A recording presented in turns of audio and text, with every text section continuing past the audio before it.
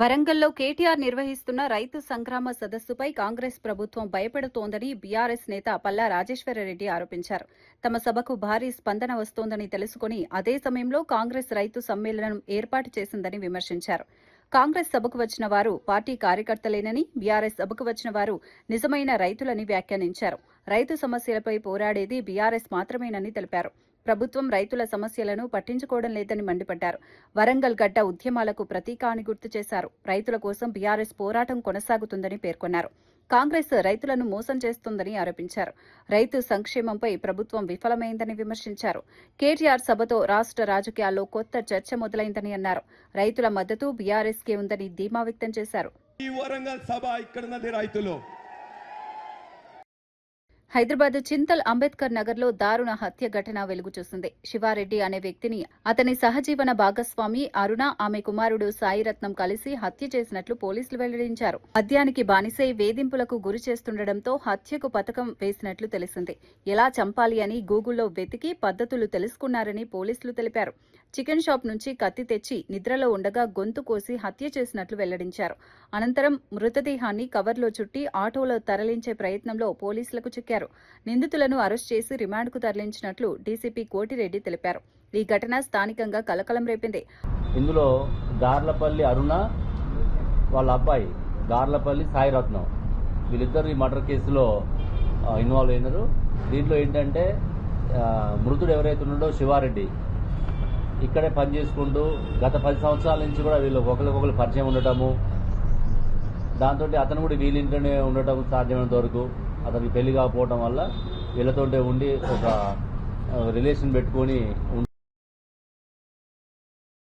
వరంగల్ గడ్డ పోరాటాల చరిత్ర కలిగిన నేల అని బీఆర్ఎస్ వర్కింగ్ ప్రెసిడెంట్ కేటీఆర్ వ్యాఖ్యానించారు. ఇది కాకతీయుల పౌరుషానికి నిలయం, కాళోజీ ఆత్మగౌరవానికి అడ్డా అని పేర్కొన్నారు. ఉద్యమ సమయంలో వరంగల్ ఎలా కదం తొక్కిందో అందరికీ తెలుసునని అన్నారు. ఇక్కడ ఏ కార్యక్రమం ప్రారంభించినా విజయవంతమవుతుందన్న విశ్వాసం కేసీఆర్ కు ఉందని చెప్పారు. మహాగర్జన, రజతోత్సవ సభలతో వరంగల్ చరిత్ర సృష్టించిందని గుర్తు చేశారు. ద్రోహులకు గుండె జల్లుమణిలా ఈ నేల పోరాటం చేస్తుందని వ్యాఖ్యానించారు. తెలంగాణ ఉద్యమంలో వరంగల్ పాత్ర కీలకమని అన్నారు. ప్రజల ఆత్మగౌరవాన్ని కాపాడే శక్తి ఈ నేలకుందని తెలిపారు. కేటీఆర్ వ్యాఖ్యలు సభలో కార్యకర్తల్లో ఉత్సాహాన్ని నింపాయి.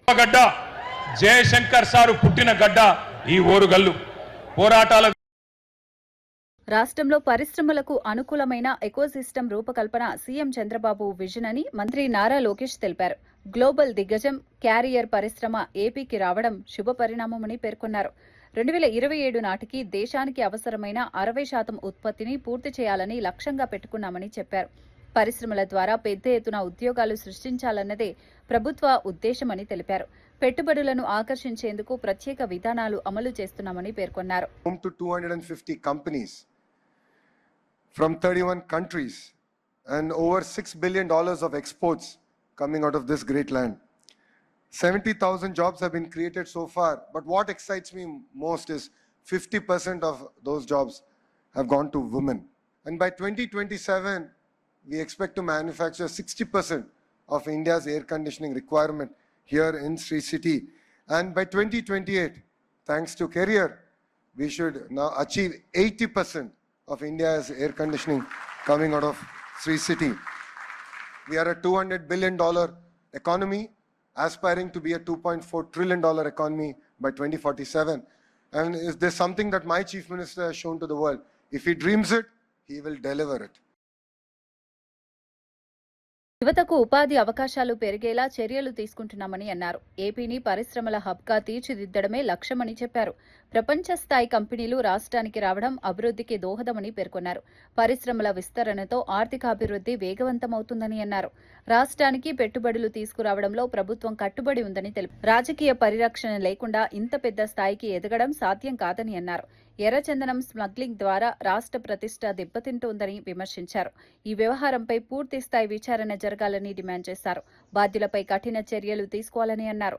వైసీపీ పాలనలో అక్రమాలు పెరిగిపోయాయని ఆరోపించారు. రాజకీయ నాయకుల ప్రమేయం బయటపడాలని పేర్కొన్నారు.